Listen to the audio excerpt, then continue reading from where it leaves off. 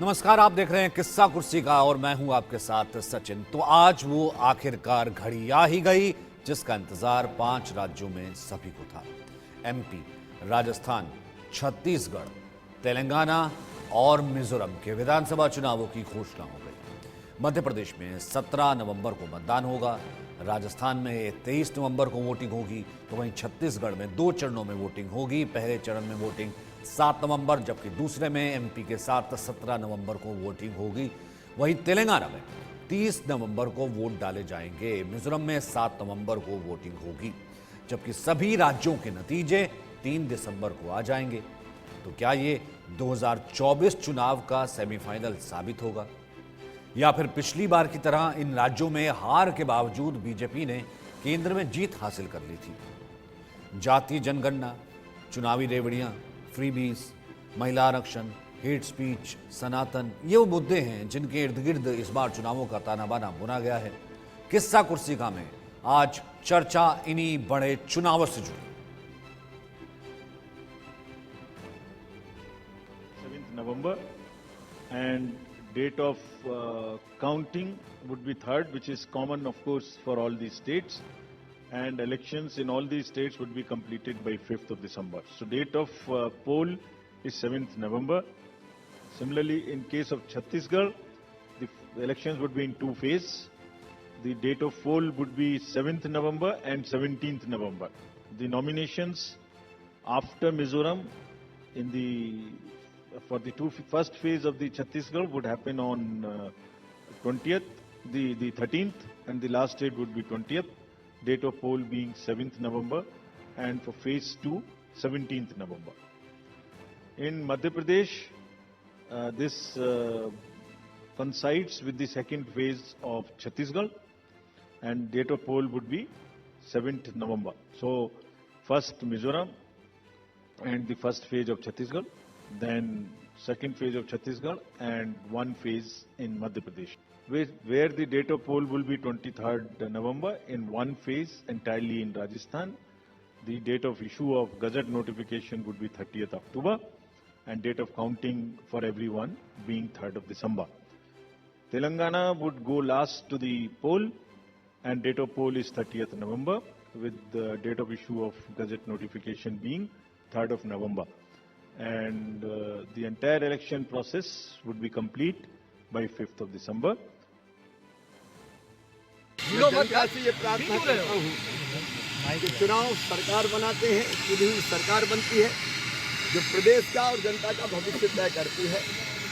तो सभी मतदाता भाई और बहन इस चुनाव में बढ़ चढ़कर भाग लें, उत्साह के साथ भाग लें। मैं राजनीतिक दलों से ये अपील करना चाहता हूँ कि मध्य प्रदेश शांति का टापू है, शालीनता का प्रतीक है।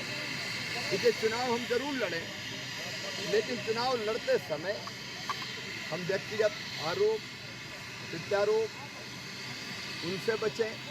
ये शत्रुता नहीं है, तो विचारधाराओं का संघर्ष है। कौन सी पार्टी आनी चाहिए, सब शालीनता के साथ बड़प्पन से अपनी अपनी बात कहे, सरकार अपनी बात कहे, प्रतिपक्ष अपनी बात कहे, और बहुत अच्छे माहौल में मध्य प्रदेश का चुनाव हो, ये मेरी सबसे कैसा रहेगा?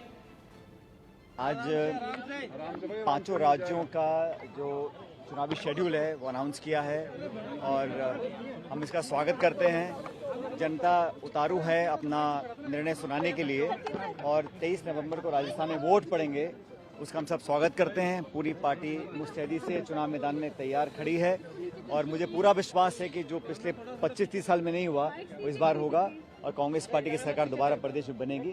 इस बात पर पूरा हमको विश्वास है। राहुल जी ने, खड़गे साहब ने, प्रियंका जी लगातार दौरे कर रहे हैं, और जो माहौल है, जो फीडबैक हमको मिल रहा है लोगों से, कार्यकर्ताओं से, पब्लिक से, वो पार्टी के पक्ष में है। और सभी स्टेट्स में कांग्रेस की स्थिति बहुत मजबूत है। हम लोगों ने जो योजनाएं बनाई हैं, मैनिफेस्टो में जो वादे किए थे, उसको जनता ने पसंद किया है।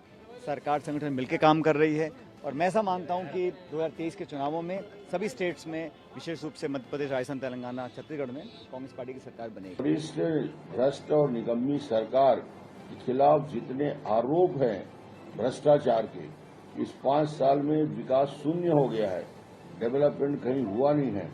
तो निश्चित रूप से छत्तीसगढ़ की जनता के मन में इस सरकार के प्रति नाराजगी भी है और वो इंतजार कर रहे थे कि कब चुनाव घोषित हो, कब आचार संहिता लगे तो अधिकारी कैद से। ईसीआई ने जो डेट्स दिए हैं, हमारी पार्टी इस इलेक्शन के लिए शुरू से ही तैयार थी और तैयार है और हमारी वाहिद पार्टी है जो साल के 12 महीने पिछले 4.5 साल से हम लोग जनता के दरमियान में रहकर काम करते हैं और मुझे यकीन है कि ख़ास तौर से तेलंगाना में जहां पर हमारे एमएलएज हैं और जहां पर हम लड़ेंगे, वहां की आवाम हमारी काम को, हमारी एक्सेसिबिलिटी को, हमारे अवेलेबिलिटी को, हमारे पार्टी के मेंबर्स की उसके ऊपर हमारा साथ देगी और इंशाअल्लाह हमको यकीन है कि एक बहुत बड़ी कामयाबी से अल्लाह हमको हमकिनार करेगा और हम पूरा ताउन करेंगे कि इलेक्शन पीसफुल हो और सही इलेक्शन स्पिरिट में हो। हमने ये बात जब इलेक्शन कमिश्नर ऑफ इंडिया के तीनों कमिश्नर आए थे, चीफ इलेक्शन कमिश्नर से भी हमने ये कहा था कि हमारी पार्टी की तरफ से पूरा ताउन होगा और हम चाहेंगे कि इलेक्शन फ्री एंड फेयर हो और हम यही कोशिश करेंगे और हम चुनाव लड़ेंगे, अच्छी तरह से लड़ेंगे। चुनाव आयोग ने जो चुनावी कार्यक्रम का निर्णय किया है, मैं उसका स्वागत करता हूं और भारतीय जनता पार्टी मध्य प्रदेश में भी और देश के अन्य भाग जहां चुनाव हो रहे हैं वहां पूरी तरह से चुनाव लड़ने के लिए तैयार है। चुनाव की सारी तैयारियां बूथ से लेकर शीर्ष नेतृत्व तक लोग कर रहे हैं और मुझे पूरा विश्वास है कार्यकर्ता परिश्रम करेंगे, जनता का आशीर्वाद मिलेगा और भारतीय जनता पार्टी मध्य प्रदेश में भी और छत्तीसगढ़, राजस्थान और मिजोरम में भी सरकार बनाने में सफल होगी। तो जाहिर सी बात है, हर चुनावी पार्टी जो है, हर पार्टी जो है वो जीत के दावे के साथ चुनावी मैदान पर जाती है, क्योंकि जाहिर सी बात है चुनाव लड़ती ही वो जीत के लिए है। लेकिन असल में जो मुद्दे क्या होंगे, वायदे क्या होंगे और किस तरह की स्ट्रेटजी है, बहुत कुछ निर्भर करता है। अब तक जो है कहीं ना कहीं चुनावी हवा जो है पार्टियां भाप चुकी होंगी और इस कारण से जो है लगातार रैलियां भी हुई, लगातार स्ट्रेटजी भी बनाई गई। आज इन्हीं पर चर्चा करेंगे। सबसे पहले हिंदी हार्टलैंड, जिसे हम ये कहते हैं कि राजस्थान, एमपी और छत्तीसगढ़ जो कि बेहद अहम राज्य रहने वाले हैं, उनका हम जिक्र करेंगे, उन पर हम बात करेंगे। हमारे साथ अरविंद मोहन सर है, हमारे कंसल्टिंग एडिटर, हमारे साथ रास बिहारी हैं, वरिष्ठ पत्रकार, हमारे साथ युवराज पोखरदा है, वरिष्ठ जर्नलिस्ट, हमारे साथ हिमांशु भट्ट भी जुड़ रहे हैं, वरिष्ठ पत्रकार। अरविंद सर, सबसे पहले आपसे शुरू करना चाहता हूं, एमपी से शुरू करते हैं सर, फिर राजस्थान और छत्तीसगढ़ का रुख करेंगे। एमपी एक बहुत बड़ा राज्य, सब कुछ दाव पर बता दिया पार्टी ने, वोटर्स को ये चीज़ पहले ही बता दी कि शिवराज चेहरा नहीं है, एंटी इनकम्बेंसी 15 साल या 20 साल की है, वो चेहरे को लेकर के है। पीएम खुद आए और कहा कि चेहरा मैं हूं, बुद्धि से ये कह देना कि मैं लड़ूं कि ना लड़ूं, अब तक ये साफ हो गया है कि वो नहीं लड़ने वाले। अब इसके बाद एमपी क्या फिर भी 2024 की एक परछाई दिखाएगा? सबसे पहले एमपी, फिर राजस्थान और छत्तीसगढ़।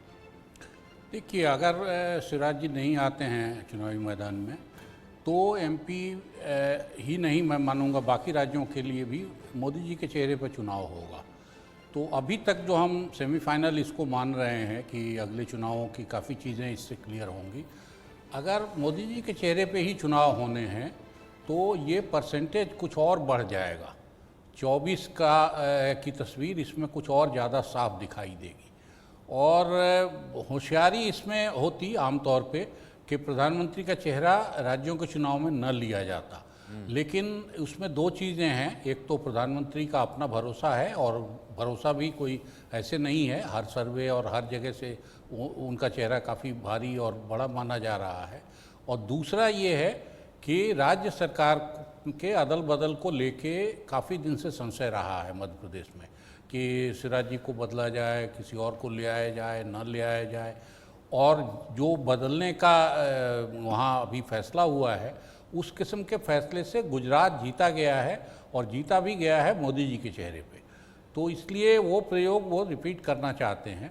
लेकिन हम सब लोगों के लिए जो बाहर से तमाशा देख रहे हैं, हमारे लिए ये होगा कि 24 की तस्वीर थोड़ी और ज़्यादा साफ, आमतौर पे जैसी तस्वीर आती है वैसी उसका भी असर होगा, लेकिन उसमें थोड़ा और ज़्यादा मध्य प्रदेश तस्वीर देगा। और इस पे एक और चीज़ भी तो ऐड हुई है ना सर, अगर हम देखें कि अगर पिछली बार यानी कि 2019 में अगर हम ये देखें कि ये राज्य में जो है बीजेपी हार गई थी, उसके बावजूद जो है मोदी कितनी थम्बिंग मेजॉरिटी के साथ जीते थे कि सेमीफाइनल नहीं साबित हुआ था, लेकिन उस वक्त एंटी इनकम्बेंसी थी इन राज्यों की, फिर भी जो है मोदी जीते थे। लेकिन इस बार तो केंद्र की भी एंटी इनकम्बेंसी 5 साल की होगी, ये भी साथ इन राज्यों के चलेगा। नहीं, मोटे तौर पे ये है कि एंटी इनकम्बेंसी रहती है, लेकिन प्रो इनकम्बेंसी भी रहती है, और पुरानी सरकारें जीतती रही हैं बड़े आराम से। गुजरात ही उसका उदाहरण है, बाकी भी मध्य प्रदेश में भी अगर ये चौथी बार सरकार बनी है, 3 बार तो निश्चित रूप से मैंडेट उसके पक्ष में आया, चौथी बार भी काफ़ी क्लोज था और मोदी जी को ही दोबारा वोट मिला है। और अभी भी जो सर्वे आ रहे हैं, जो भी पॉलिटिकल लड़ाई हो रही है, उसमें दिखाई दे रहा है कि मोदी जी का कद काफ़ी बड़ा है। तो इससे सिर्फ एंटी इनकम्बेंसी या नुकसान की बात नहीं होनी चाहिए। अगर चेहरा भरोसे का हो तो उस पर वोटर भरोसा करता है। तो अगर मोदी जी इस रणनीति से जा रहे हैं या बीजेपी इस रणनीति से जा रही है, तो इसको सिर्फ नेगेटिव ही नहीं लेना चाहिए, ये मानना चाहिए कि उनके पास बेस्ट ऑप्शन यही है। अभी जो चीज़ें हैं उसमें सबसे अच्छा तरीका उनके पास यही है कि 20 साल 4 टर्म सरकार रही है, उसकी जगह 2 टर्म वाला ऐसा चेहरा सामने रखा जाए जिस पे भरोसा लोगों का ज़्यादा है, और जो अभी तक पार्टी सरकार सबको खींचता आ रहा है अकेले। तो इसलिए ये स्ट्रेटजी है, अब सफल होती है नहीं होती है, लेकिन इसको अनिवार्यतः नुकसान वाला ही नहीं मानना चाहिए। मान लीजिए 2 बार के बाद तीसरी बार अगर जीत जाती है पार्टी यहाँ 5वीं बार, तो फिर ये होगा कि मोदी जी के लिए भी तीसरी बार का रास्ता बहुत साफ दिखाई देगा। तो इसलिए ये एक प्रयोग है, इस पर देखना चाहिए उसी हिसाब से। हिमांशु जी, हालांकि पिछली बार जैसे कि मैं लगातार कह रहा हूँ, अभी से लोग कह रहे हैं कि 2024 का सेमीफाइनल है, लेकिन पिछली बार तो सेमीफाइनल हार के भी जो है फाइनल जीत गई थी। लेकिन यहाँ पर एक बार फिर से क्या मोदी जी का खुद जो है एक चेहरे के तौर पर आना, जिसका जिक्र मैंने अरविंद जी को किया, एक स्ट्रेटजी के तौर पर राजस्थान, जयपुर की वो रैली, खुद को कैसे पिच करना, उसके बाद मध्य प्रदेश हमने देखा कि किस तरीके से जाना, ये बताना है वोटर को कि इन राज्यों में नतीजे भले जो भी हों, जो असली फैक्टर है ट्रस्ट का, क्रेडिबिलिटी का और आपके और मेरे बीच के रिलेशन का, वो मैं हूं, वो मेरा चेहरा है और अभी मैं हूं। तभी उन्होंने कहा था उस वक्त भी, आपको याद होगा कि मैं वापस आ रहा हूं 2024 में। नहीं, वो तो मोदी जी पहले से कहते आए ना कि मुझ पे भरोसा रखें, और पब्लिक ने अभी तक 9 सालों में तो भरोसा जताया है। और जहां तक मेरा समझना है, ये मध्य प्रदेश में या राजस्थान में चेहरा नहीं होना भाजपा के मुख्यमंत्री पद का, ये एक सोची समझी व्यूहरचना है। देखो, मध्य प्रदेश में तो इन्होंने एक कंकर से 2 पंखी मारे। एक बाजू 6 से 7 बड़े एमपीज को, जिसमें से कई प्रधान भी हैं, उनको कह दिया है कि आप विधानसभा में चले जाइए, आप चुनाव लड़िए। तो इसका मतलब ये स्पष्ट हो गया कि 2024 में वहां पर नए चेहरे आएंगे। देखिए, एंटी इनकम्बेंसी को निगेट करने का यह भी एक तरीका होता है कि अपने चेहरे बदल दो, जो यहां पर किया गया है। और मध्य प्रदेश में तो मुझे ऐसा लगता है कि शायद ऐसा होगा कि मोदी के चेहरे पे चुनाव लड़ा जाएगा। बड़े बड़े नेताओं को बोला गया है कि आप लड़ो और आप विधानसभा में आओ, तो सबको एक आशा होगी कि मैं बन जाऊंगा मुख्य प्रधान, मगर आएगा कोई दूसरा ही। अभी तक नाम वो जाहिर नहीं हुआ है, वो भी एक केंद्रीय प्रधान है। जहां तक मैं समझता हूं कि बीजेपी अभी अपने 2nd और 3rd कैडर को, मतलब एज वाइज जिसको मैं बताता हूं, 40-50 साल के बीच वाले नेताओं को आगे लाने में लगा हुआ है, और स्टेट में यह प्रयोग डेफिनेटली होगा। तो जहां तक मैं मानता हूं मध्य प्रदेश में, क्योंकि भाजपा हमेशा हिंदुत्व के कोर मुद्दे के ऊपर चुनाव लड़ता है, पहली बात तो यह है। अभी मध्य प्रदेश में कमलनाथ ने सॉफ्ट हिंदुत्व अपनाने का एक प्रयास जरूर किया, मगर वो प्रयास चला नहीं। अभी ये हो सकता है कि वहां पर एक समय में कमलनाथ के साथ ही रहे, अभी केंद्रीय प्रधान जो है ज्योतिरादित्य सिंधिया, उन्हीं को चुनाव के बाद मुख्य प्रधान बना दिया जाए, पॉसिबल। क्योंकि एज उनके साइड पर है। इसी तरह राजस्थान में भी चेहरा नहीं देने का और वसुंधरा को स्पष्ट आदेश दे देने का मतलब भी यही होता है कि कोई यंग चेहरा आएगा, कोई नया चेहरा आएगा, जिससे लोगों को ये ना लगे कि तो यही वही घसे पिटे चेहरे हैं। सर एक तो ये स्ट्रेटजी दिखाई ना वोटर को, एक तो ये कि ट्रस्ट फैक्टर की बिटवीन वोटर एंड पीएम कि मैं हूं हर रैली से, और दूसरा ये कि चेहरा नहीं है, मतलब इन द सेंस कि अगर चेहरे के नाम पे एंटी इनकम्बेंसी थी, या फिर हम कह रहे हैं कि शिवराज सिंह चौहान, या फिर वहां पर वसुंधरा को कहना, वहीं दूसरी तरफ जैसे राजस्थान में बता दिया भाई हमारे पास बहुत चेहरे हैं, गजेंद्र शेखावत हैं, अर्जुना मेघवाल हैं, दिया कुमारी हैं, राज्यवर्धन राठौर है, हम किसी को भी चुनाव लड़ा देंगे और कोई भी जीत जाएगा। एमपी में बता दिया नरेंद्र तोमर है, कैलाश विजयवर्गीय है, प्रहलाद पटेल है, किसी को भी भेज देंगे। मेरा कहना यही है कि देखो नए लोगों को, this party with so many people and so many leaders around, और भरोसा जब आपको टोच के नेता के ऊपर होता है तब अक्सर पब्लिक उन पे भरोसा रख के वो देखती है कि वो जिसको भी लाएंगे वो ठीक ही होगा। अभी गुजरात में आप देखिए, वो तो ठीक है कि 1.25 साल पहले, चुनाव के 1.25 साल पहले उन लोगों ने सरकार बदल दी थी और भूपेंद्र पटेल को मुख्य प्रधान बनाया, मगर जब उनको मुख्य प्रधान बनाया तब कितने लोग उनको जानते थे? कोई नहीं। मगर उनके बाद जब ये गुजरात का चुनाव हुआ और जो रिजल्ट आया, नतीजा आया, ये सक्सेस साबित हुआ। सर उत्तराखंड देख लीजिए, पुष्कर धामी, हाँ पुष्कर धामी उत्तराखंड में भी यही प्रयोग किया, देखिए आपको पता ही नहीं लगा और फिर चुनाव हुए। हाँ, उत्तराखंड में भी यही प्रयोग होगा। देखो Raman Singh is a spent force, that is what the party cadre seems to think. अभी बड़े बड़े नेता है वहां पर, मगर मुझे तो वो ताज्जुब नहीं होगा अभी जो कांग्रेस के डेप्यूटी सीएम हैं वो पाला बदल के चुनाव के बाद भाजपा में आ जाए तो मुझे कोई ताज्जुब नहीं होगा।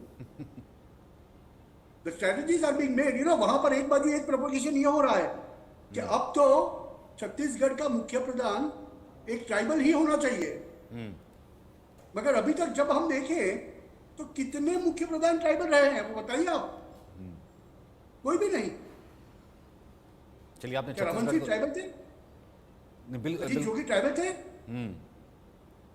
तो मेरा कहने का मतलब यह है कि ये जो परसेप्शन है ना, ये लोगों का किसके ऊपर विश्वास है, भरोसा है, और भाजपा इस बारी ये व्यूह रचना बना के ये दाव खेल रहा है कि मुख्यमंत्री के पद से तो बाद में बात आएगी, आपको हमारे प्रधानमंत्री के ऊपर, आपको हमारे सबसे बड़े नेता के ऊपर भरोसा है कि नहीं?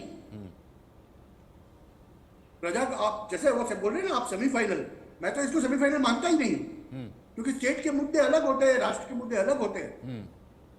और हमने पिछले चुनावों में भी देखा है, पिछले 5-10 सालों में, जहां स्टेट में एक पार्टी जीतती है वो पूरा का पूरा लोकसभा में हार जाती है सभी सीटें। कर्नाटक में हुआ ऐसा, एमपी में भी ऐसा हुआ, राजस्थान में ऐसा हुआ। क्यों? तो इसको सेमीफाइनल बताना ही पहले उचित नहीं। जाहिर सी बात, वो तो पिछली बार जनता ने बता ही दिया, वो तो पिछली बार जनता ने बता दिया था। युवराज पोखना, आपके लिहाज से फिर ये कितना अहम, कितना इंपॉर्टेंट इन राज्यों का चुनाव है, और ये 3 राज्यों का हिंदी हार्टलैंड, खासतौर से अगर मैं कहूँ राजस्थान, एमपी और छत्तीसगढ़, क्या तय करेगा? 2024 के मुद्दे तय करेगा, एक तरीके से पेस तय करेगा, या फिर बहुत ज़्यादा उस पर इम्पैक्ट नहीं होगा? सचिन भाई, मैं इन चुनावों को 2024 से जोड़ के नहीं देखता, ये पहली बात। दूसरा, चुनावों को या भाजपा के संगठन को हम देखें तो मैं इस विश्लेषण को 2 हिस्सों में बांटता हूँ। एक है जनता, जिसे कहा जाता है पब्लिक परसेप्शन। तो जब जनता के लिए भाजपा के पास नेता है, वह नीति है, मोदी जी का विश्वसनीय चेहरा है, मोदी जी का जनता के हर तबके से जुड़ा हुआ है, वो चाहे लटियंस दिल्ली का कोई हो या गरीब से गरीब अंत्योदय, जो भाजपा कहती है अंतिम पंक्ति में खड़े रहने वाला व्यक्ति, तो सभी से इनका जुड़ा हुआ है। तो वो जो पब्लिक परसेप्शन है वो मोदी जी संभाल लेंगे। रही बात हिंदी आर्टलैंड हो या पार्टी का संगठन तेलंगाना हो, नॉर्थ ईस्ट हो या हिंदी आर्टलैंड हो, भाजपा कैडर ओरिएंटेड पार्टी कही जाती है। अब चूंकि पुराने नेता इतने सालों से बैठे हैं, उन्हें धक्का मार के खिसकाना बड़ा डिफिकल्ट होगा, तकलीफ देगा, तो इन्होंने जो स्ट्रैटेजी अपनाई, ऐसा मेरा विश्लेषण, मुझे लगता है कि जो दिग्गज बड़े नेता हैं जिन्हें दिल्ली के शीर्षासन पर बिठा के, जिनका नाम बड़ा हो चुका है, उनको कैडर में जान फूंकने के लिए अपने स्टेट में भेज दिया गया। अब बात करते कृषि मंत्री की, तो कृषि मंत्री रहते हुए फार्म बिल आए या गए, वो पूरा मोर्चा तटस्थ रह के नरेंद्र सिंह तोमर जी ने संभाला। तो हो सकता है कि भाई वो बहुत अच्छे गुड बुक्स में हो, उन्हें मध्य प्रदेश भेजा। अब चूंकि उनका नाम है तो काडर में एक जान फूकी जाएगी, वो कम से कम 5-10 विधानसभा सीट को अफेक्ट करेंगे और हो सकता है भावी मुख्यमंत्री हो। बट जो भी हो, लोकसभा की सीट नए चेहरे के लिए खाली हो गई, काडर में जान फूकी गई और ऐसे ही जो स्टेट काडर जो जमा पड़ा था उसमें नए नेता आ गए जो कि ट्राइड एंड टेस्टेड है। भले वो वरिष्ठ हैं लेकिन काडर के लिए, लोकल काडर के लिए नया चेहरा, नया नेता है वो। तो स्टेट काडर को एक्टिवेट किया संगठन के माध्यम से, पब्लिक परसेप्शन को मैनेज किया मोदी जी ने, और ये चुनाव की इनकी नीति है। और आखिरी 30 सेकंड लेना चाहूंगा, यदि मैं पॉजिटिव कैंपेन की बात करता हूं तो डिलीवरेबल्स भाजपा ने क्या क्या दिए हैं, अंत्योदय, अंतिम पंक्ति में खड़े व्यक्ति को क्या क्या दिया, ये दिया, वो दिया, ये दिया, वो दिया, ये भाजपा के लोग सारी सूची लेके बैठे हैं। और यदि हम नेगेटिव की बात करते हैं तो भाजपा का कहना होगा कि तुष्टीकरण, भ्रष्टाचार और परिवारवाद के खिलाफ हम लड़ रहे हैं। तो negative campaign set, positive campaign set, संगठन सेट, पब्लिक परसेप्शन सेट। अब केवल इंतजार है, प्रतीक्षा है चुनाव की। ठीक है अरविंद जी, दो फैक्टर आपसे डिस्कस करना चाहूंगा। पहले बीजेपी, फिर हम कांग्रेस को टच करेंगे कि इन चुनावों में आपको क्या लगता है कि अब 7, 17, 23, 30 और 3 को नतीजे आ जाएंगे कि बीजेपी के लिए क्या काम करता नजर आ रहा है, जो कि प्लस फैक्टर है बीजेपी के इन। अच्छा, एक राहुल गांधी प्रेस कॉन्फ्रेंस कर रहे हैं इन तारीखों के बाद, एक बार मैं वो सुनवा देता हूं, फिर मैं आपके पास आता हूं।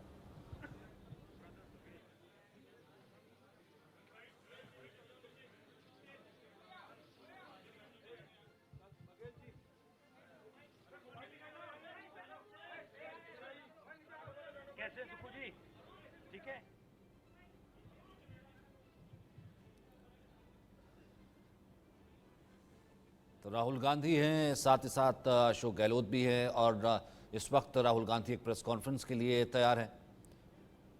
चुनावों की तारीखों के बाद हमने देखा है कि कांग्रेस के कई बड़े नेताओं की स्टेटमेंट आई। अब उसमें तो जीत के दावे किए जा रहे हैं। अब देखना यह है कि राहुल गांधी को लेकर के जाहिर सी बात है, ये देखिए भूपेश बघेल उन राज्यों के मुख्यमंत्री नजर आ रहे हैं जिन पर कांग्रेस काबिज है।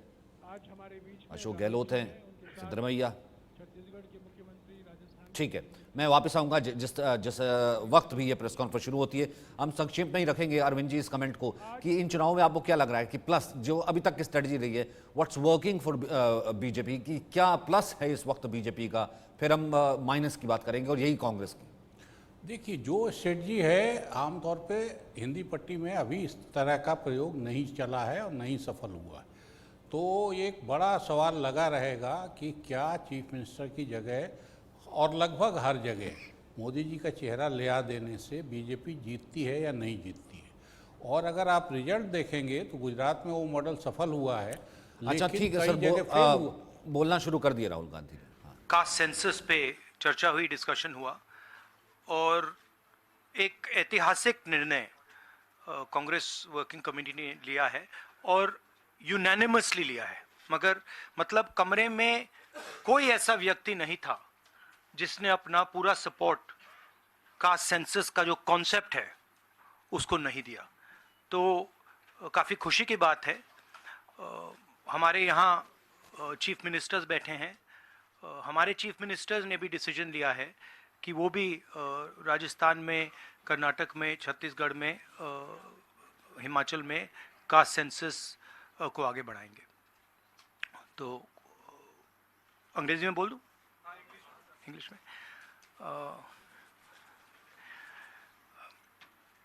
There's a very big decision taken today by the Congress Working Committee. Unanimously, the Working Committee has supported the idea of a caste census in the country. And I think it is a very, very progressive step, a very powerful step for the emancipation of the poor people in our country. We've also, our chief ministers are also believe that it's an important step for them to take. So our states are also considering this and actioning this this step. If you have any questions, please feel free to ask them. एक minute एक करके संजीव एक minute please रुक जाइए।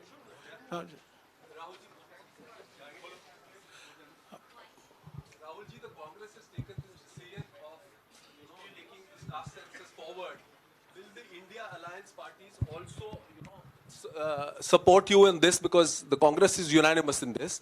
Whether all the other parties, because you are going to contest the elections together, all 26 parties are contesting the elections together. So will they also support, and will you seek their support? Well, the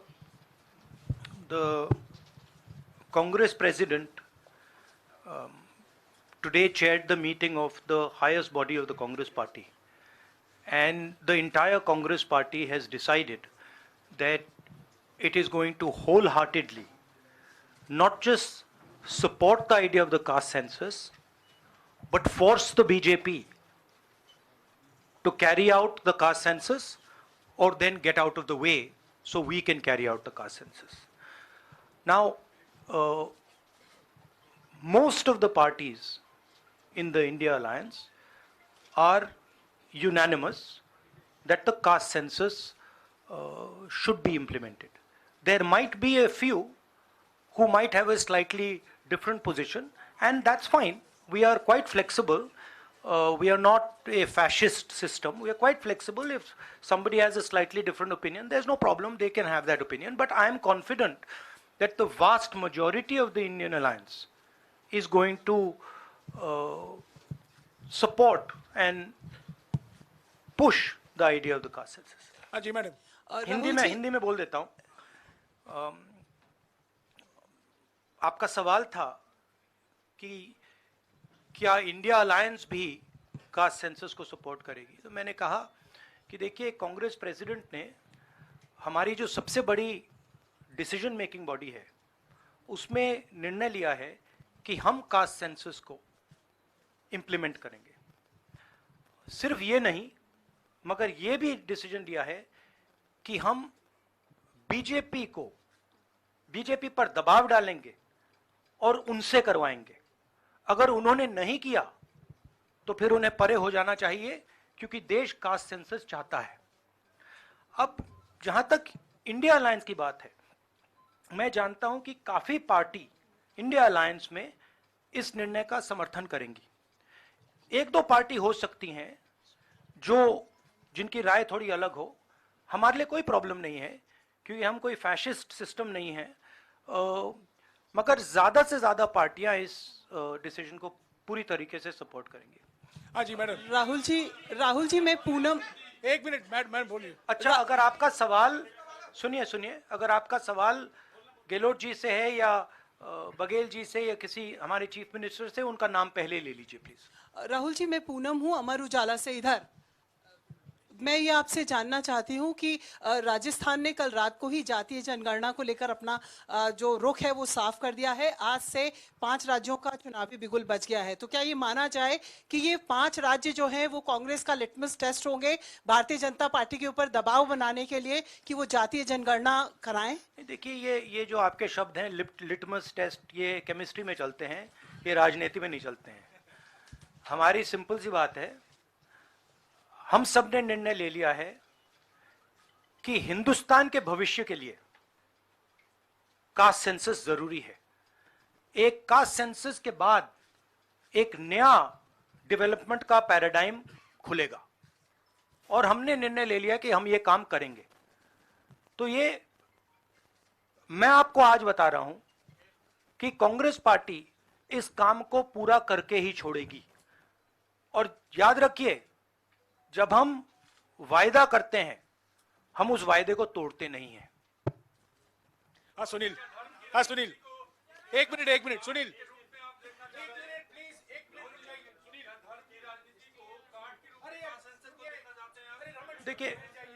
देखिए नहीं, मैं इसका जवाब देता हूं। देखिए, ये cast और धर्म की बात नहीं है, ये गरीबी की बात है। हिंदुस्तान के ओबीसी, हिंदुस्तान के दलित, हिंदुस्तान के आदिवासी और हिंदुस्तान के गरीब लोग, इनके लिए यह काम किया जा रहा है। आज क्या हो रहा है, 2 हिंदुस्तान बन रहे हैं, एक अदानी जी वाला और दूसरा सबका। कास्ट सेंसस साफ दिखा देगा कि हिंदुस्तान में लोग कितने हैं, कौन है, और हम वहां नहीं रुकेंगे। उसके बाद इकोनॉमिक सर्वे होगा तो हमें यह भी पता लग जाएगा कि कितने लोग हैं, धन किसके हाथ में है, धन कहां है, एसेट्स किसके हाथ में है। और फिर जैसे मैंने कहा, जो एक्सरे हमें, और मैं कहता हूं शायद इसमें मेरी भी गलती है, जो हमने पहले नहीं किया उसको अब हम पूरा करके दिखा देंगे, क्योंकि इस एक्सरे की जरूरत है। अगर हम नया पैराडाइम, नया डेवलपमेंट का पैराडाइम चाहते हैं जहां सबको न्याय मिले, उसके लिए हमें कास्ट सेंसस करना ही होगा। Sir, you've heard the Prime Minister in Hyderabad, give his counter to the caste census and about, the rights and what will happen to southern states and the various things.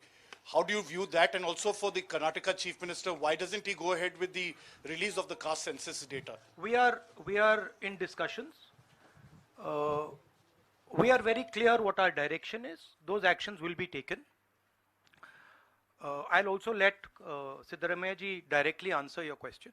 So first, let me ask him to. You haven't answered that. I'll come back to you. He's asking about caste census in Karnataka.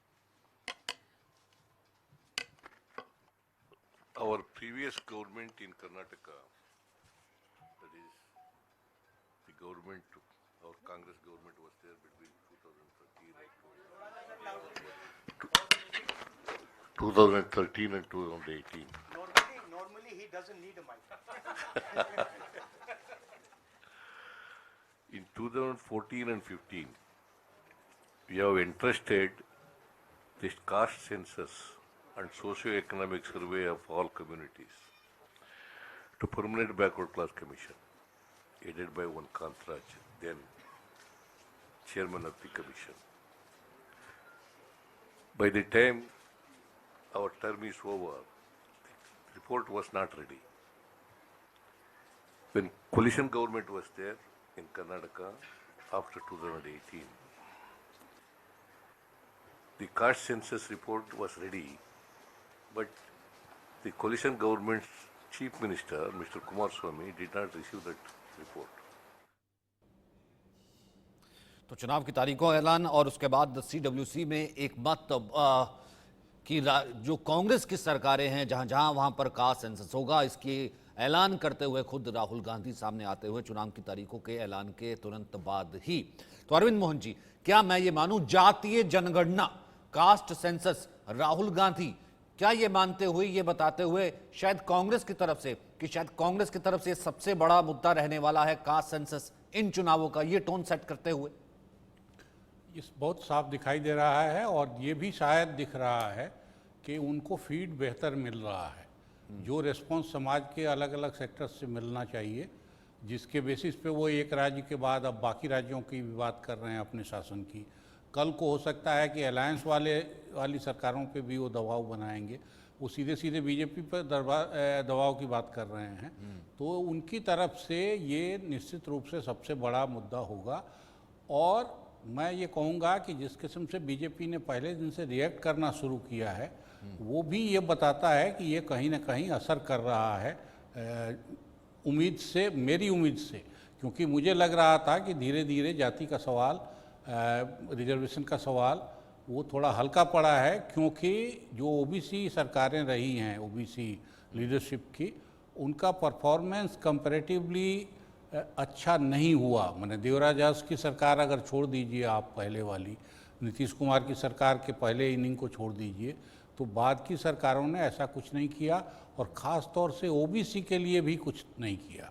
तो इसलिए मुझे लग रहा था कि ये issue कम होगा और बीजेपी ने जहाँ तहाँ बहुत बढ़िया ढंग से ओबीसी समाज में इनरोड किया था, दलितों में इनरोड किया था, औरतों का वोट जिस तरह से बीजेपी को मिलने लगा था, तो मुझे लग रहा था कि ये चीज़ें शायद पीछे जा रही हैं। लेकिन जिस तरह से नीतीश कुमार ने इसमें लीड लिया और अब उसको कांग्रेस इस लेवल पे ले आ रही है कि राजस्थान सरकार ने डिक्लेयर कर दिया, आज राहुल गांधी बाकी राज्यों के लिए कह रहे हैं। अगर वो बीजेपी पे दबाव की बात करते हैं तो अपने राज्य अपने कोलिशन गवर्नमेंट्स पे ज़रूर दबाव बनाएंगे, इंडिया अलायंस की सरकारों पे दबाव होगा। तो इसका मतलब ये है कि ये मुद्दा शायद लोकसभा चुनाव तक अभी जाएगा और कांग्रेस इसके पीछे सबसे मजबूती से लगेगी। हिमांशु जी, ओबीसी सबसे बड़ा फैक्टर या कास्ट सेंसस सबसे बड़ा फैक्टर है? क्योंकि चीज़ तो यहाँ तक नहीं रुकेगी। जिस तरीके की टोन सेट करते हुए राहुल गांधी के 2024 में अगर आते हैं तो बाकी साथियों को भी कहेंगे कि अपने राज्यों में वो करवाएं। और फिर देखना ये है कि जो जातियां हैं उनकी सच्चाई क्या है, उनके पास आर्थिक पैसा क्या है। यहाँ तक तो रुकेगा नहीं। रुकेगा तो फिर ये है ना कि हम जिसकी जिक्र करते हैं कि ओबीसी 63% है, अगर वो सच्चाई तो 30% आरक्षण है, तो उस आरक्षण को कहाँ तक लेकर के जाएंगे? नहीं, ये क्या है कि ये बातें हो रही हैं। देखो, ये बातें जो राहुल जी कर रहे हैं ना अभी, वो बातें एक जमाने में उनके पिताजी इंदिरा जी, उनके वक्त में भी एक कास्ट सेंसस का तो था ही, डेटा भी आए हुए थे। क्यों नहीं इम्प्लीमेंट किया? कहनी और करनी, दो में बहुत बड़ा अंतर होता है। जबकि दूसरी बाजू देखिए आप, तो मोदी जी तो खुद ही ओबीसी है। देश का प्रधानमंत्री जब ओबीसी हो तब आप ये बात कैसे कर सकते हैं? और कास्ट सेंसस का जहां तक सवाल है, कास्ट सेंसस से किसी को, मेरे हिसाब से तो किसी को बाधा ही नहीं होनी चाहिए। हाँ, अगर आपको ये जानना है कि आप भारत देश की 140 करोड़ की आबादी में कितनी कास्ट है, कि एक कास्ट के कितने लोग हैं, उसके हिसाब से उनको प्रतिनिधित्व मिलना चाहिए। अगर यहां तक बात है, कोई इश्यू नहीं है। ये चीज तो 1947 में होनी चाहिए थी। 70 साल तक आप बैठे, 65 साल तक आपने राज किया, तब आपको ये बात समझ में नहीं आई। अभी जाके जब कुछ नहीं चला है, जब देखा कि सामने वाली साइड पे हिंदुत्व के नाम पे लोग इकट्ठे हो चुके हैं, बहुल प्रजा, तब आप कास्ट सेंसस की बातें करते हैं हिंदुओं में फूट डालने के लिए। क्योंकि आखिर में तो सब हिंदू है। Majority population of this country is Hindu, 80-85%। क्या आप कास्ट सेंसस माइनॉरिटी में, सेकंड लार्जेस्ट मेजॉरिटी में सब में करेंगे? ऊपर से बातें करना बात अलग है, मगर हकीकत में जमीनी तौर पे ग्राउंड पे जाके पसमानदा मुस्लिमों का क्या करेंगे आप? 90% मुस्लिम्स जो पसमानदा है उनको कौन सी कास्ट में डालेंगे आप?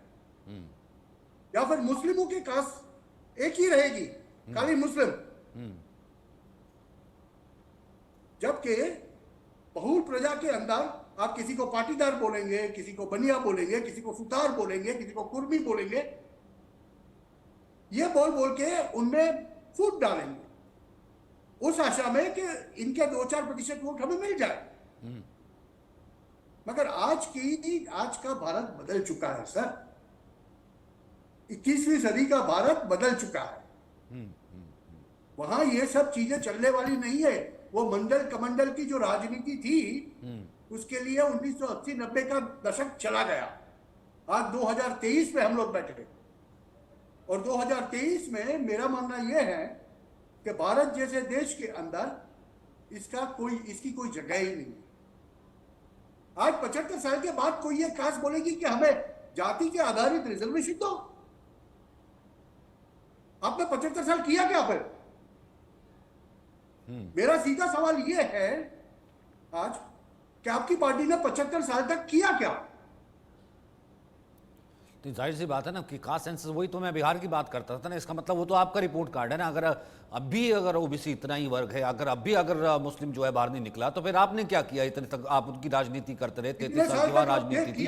मैं एक बार दोबारा राहुल का रुख करता हूँ, वापस आता हूँ। उसकी हिस्सेदारी की बात कर रहे हैं, और वो हिस्सेदारी देकर ही हम रहेंगे, ये हमने निर्णय ले लिया है।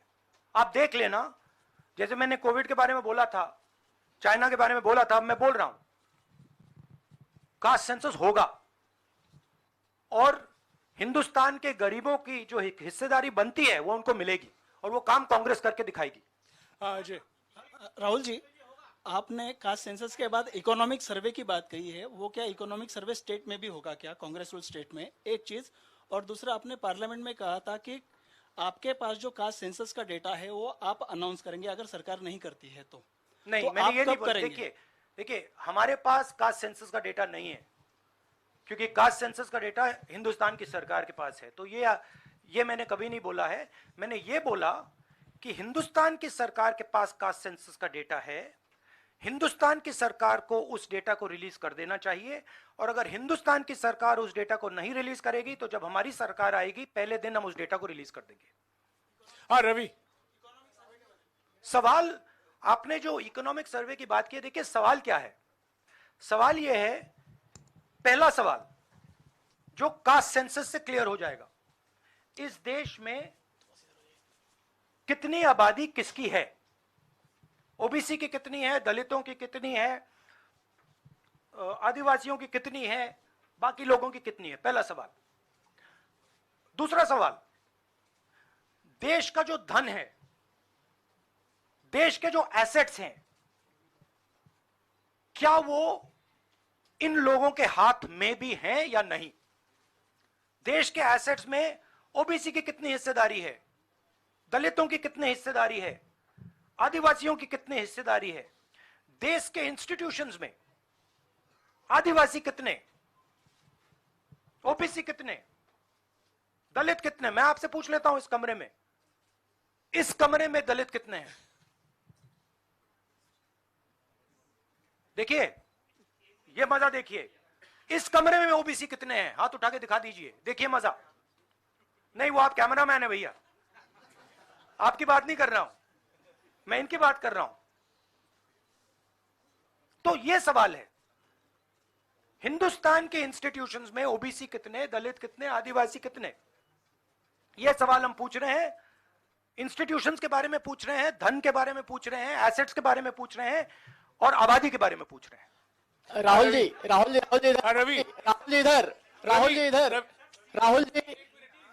इधर, राहुल जी मेरा सवाल, आपने कहा कि प्रधानमंत्री बार बार डिस्ट्रैक्ट करने की कोशिश करेंगे, उसी से जुड़ा सवाल है, क्योंकि प्रधानमंत्री बार बार ये कह रहे हैं कि आप विदेशी ताकतों से मिले हुए हैं और आप देश को तोड़ना चाहते हैं, ये प्रधानमंत्री आरोप लगा रहे हैं, इस पे क्या कहेंगे आप। मतलब इसका क्या कनेक्शन है। हम कह रहे हैं कि जो इस देश के गरीब लोग हैं उनकी हिस्सेदारी कितनी है, वो हैं कितने, हम ये सवाल पूछ रहे हैं। कनेक्शन क्या है। ये वही बात है डिस्ट्रैक्ट करने का, कि भैया उधर देखो, इधर देखो, उधर देखो। जैसे मैंने अभी आपसे पूछा, इस कमरे में ओबीसी कितने हैं, सब लोग इधर उधर देख रहे थे, एक भी हाथ नहीं दिखा मुझे। एक है, हाँ भैया, मेन ये है, ये मेन है। यहां पे ना एक आदिवासी है, ना एक दलित है, ना एक ओबीसी है, तो सवाल उठता है। अब मैं ये नहीं कह रहा हूं, सवाल पूछना जरूरी है, मैं सिर्फ सवाल पूछ रहा हूं। उसके बाद डेटा के बाद क्या किया जाएगा उसके बारे में हमने अभी डिस्कशन नहीं किया, मगर हम एक ऐतिहासिक सवाल पूछ रहे हैं। हिस्सेदारी में ओबीसी वर्ग को कितना मिल रहा है, दलित वर्ग को कितना मिल रहा है, आदिवासी वर्ग को कितना मिल रहा है, बाकी लोगों को कितना मिल रहा है। यह हिस्टोरिकल सवाल है, और इससे हिंदुस्तान की जो आगे आने वाले का जो इकोनॉमिक मॉडल होगा, पॉलिटिकल मॉडल होगा, इसी बेसिस पे बनेगा। धन्यवाद, शुक्रिया।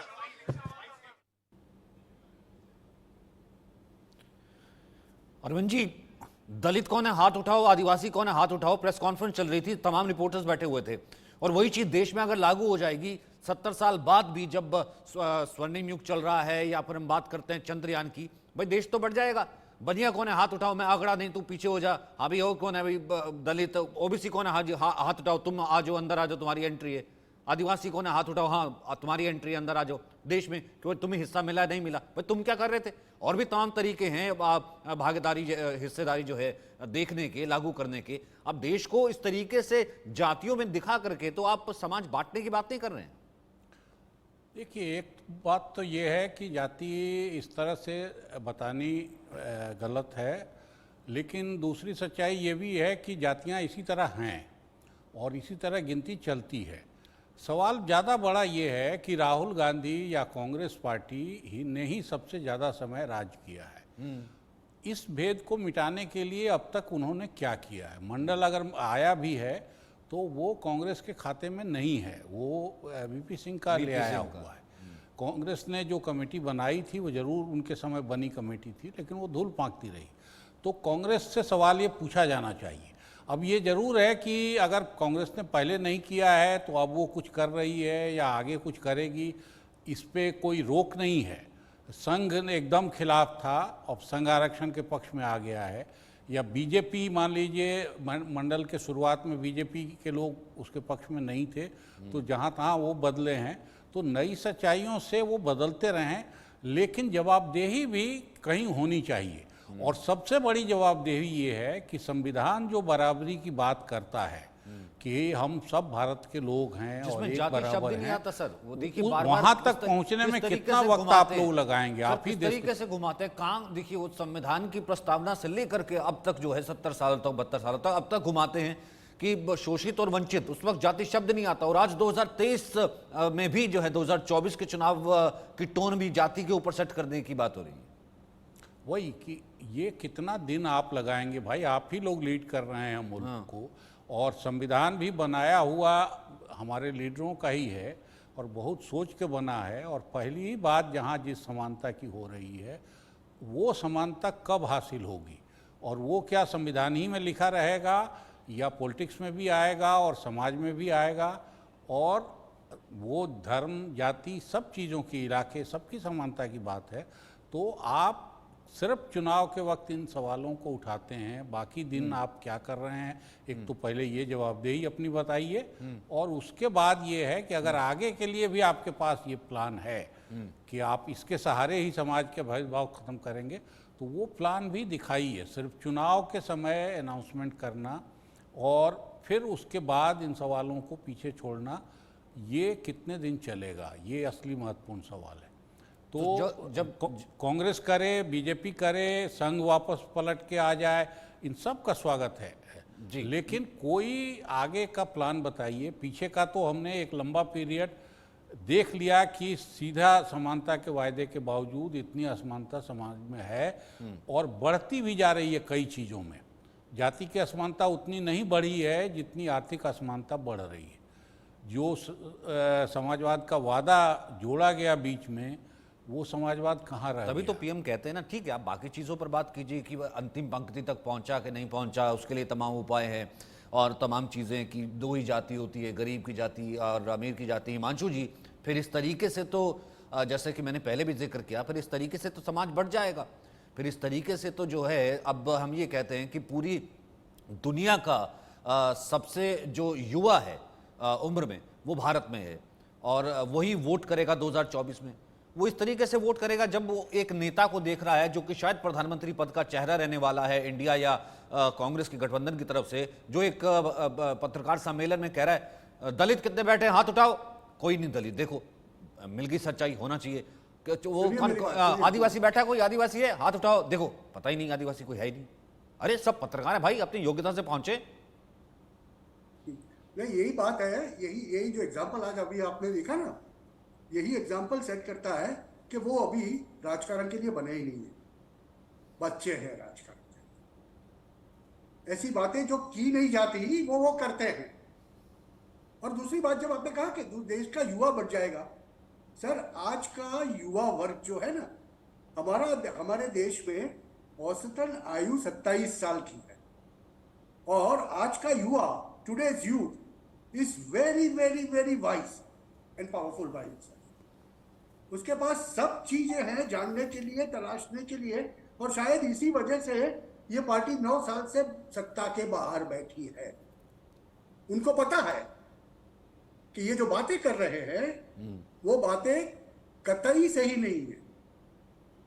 देश को ऐसे छोटे छोटे टुकड़ों में बांटने की जो बातें हो रही है, ये बातें कभी देश का युवा they will not tolerate that.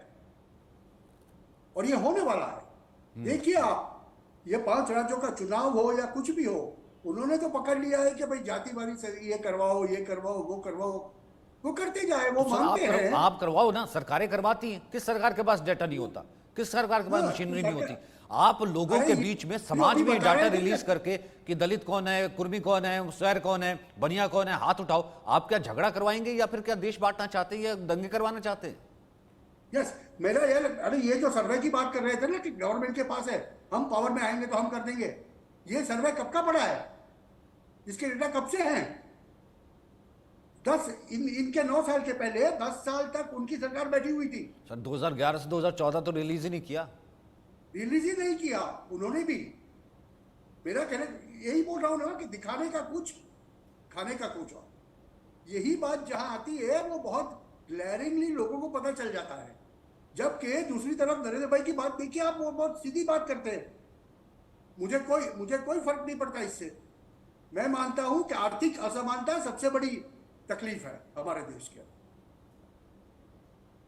Economically poor section, that is what he is been talking about. वो हमेशा से यही बात करते आ रहे हैं कि आर्थिक तौर पर जो पिछड़े हुए हैं उनको ऊपर उठाओ। और लोग सब ये भूल जाते हैं, ये सब इतनी चिकनी चोपड़ी बातें करते हैं संविधान की, ये भूल जाते हैं कि ये डॉक्टर आम्बेडकर ने लिखा था। उसके मुखिया डॉक्टर आम्बेडकर थे, बाबा साहेब भीमराव आम्बेडकर। और वो कौन थे? किसी की समझ में आती ही नहीं बात। बस अपनी राजकीय रोटी पकानी है। और अगर यही करते रहे तो मुझे तो कोई ताज्जुब नहीं होगा कि ये पार्टी अपने आप को नेस्तनाबूदी की ओर ले जा रही है, ऐसी बातें करके। अरविंद जी, मास्टर स्ट्रोक या बैकफायर? क्योंकि सब युवा वोट करने जाएगा ये देख करके कि कितनी जाति में कितना समाज बटा है। और ये जो पार्टी है वो मेरे लिए सबसे बड़ा वायदा ये करके लेकर के आ रही है कि मैं अगर आ गई तो बांट दूंगी समाज को और सबको बता दूंगी। या फिर ये कि उज्ज्वला में किसका लाभ किसको पहुंचा, गरीब की जाति, अमीर की जाति, या फिर 2024 का और बाकी जो है एक डेवलप्ड समाज जो है हम उसको जो देखते हैं, एआई की बात करते हैं। देखिए, पुराने लोगों में और नए लोगों में फ़र्क है, लेकिन अभी बहुत ज़्यादा फ़र्क आया हो ऐसी सूरत नहीं बनी है। अभी भी पॉलिटिक्स ही नहीं, गांव का जीवन पूरा, शहरों का जीवन पूरा।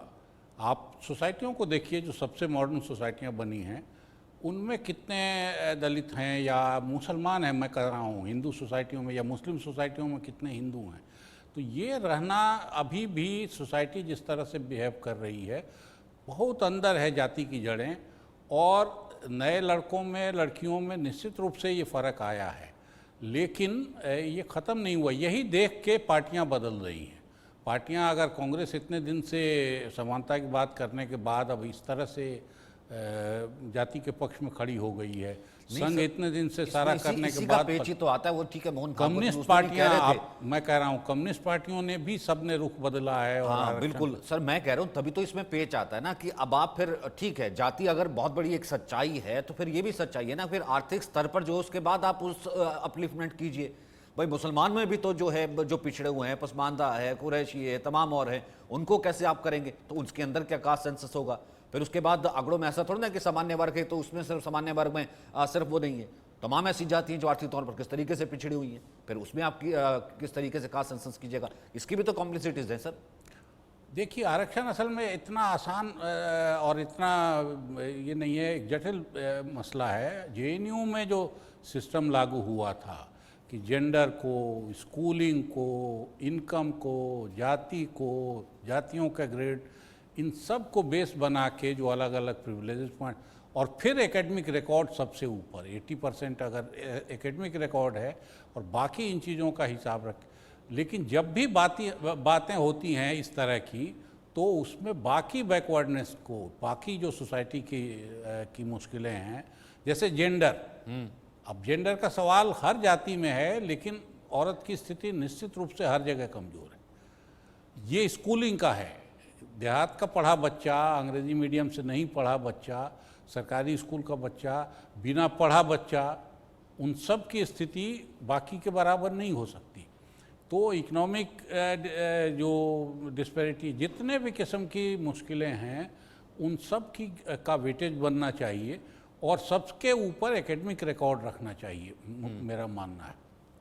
और उस बेसिस पर ये बातें करनी चाहिए।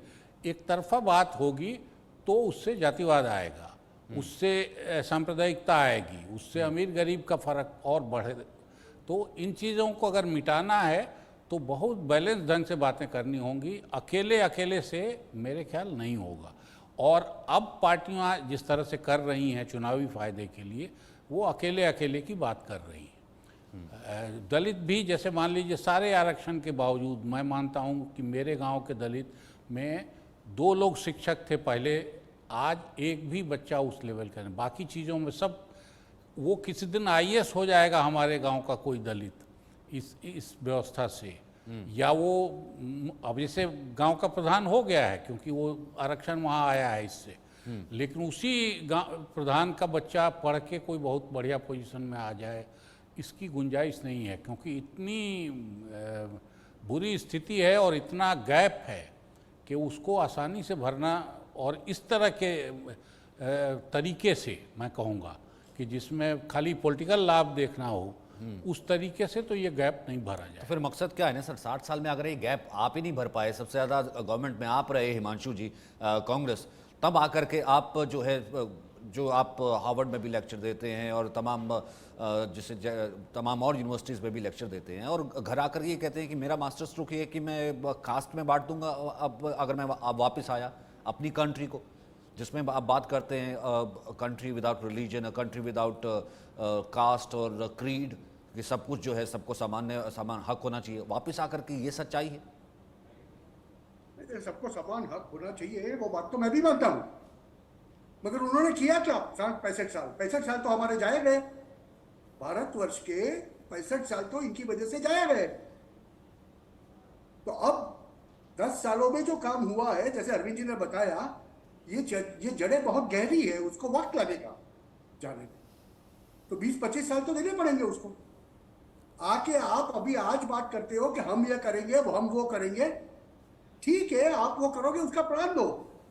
प्लान दे नहीं सकते, हार्वर्ड में जाके बात करते हैं कि चाइना का ये बहुत अच्छा है, चाइना का कल्चर बहुत अच्छा है। एक भारतीय राजकारणी विदेश में जाके जब ऐसी बातें करता है तो इसका मतलब लोग आप पे हंसते हैं, और वो उन पे नहीं हंसते, वो हंसते हैं भारतवर्ष पे, भारत के पॉलिटिशियंस के ऊपर, और वो हमें मंजूर नहीं है।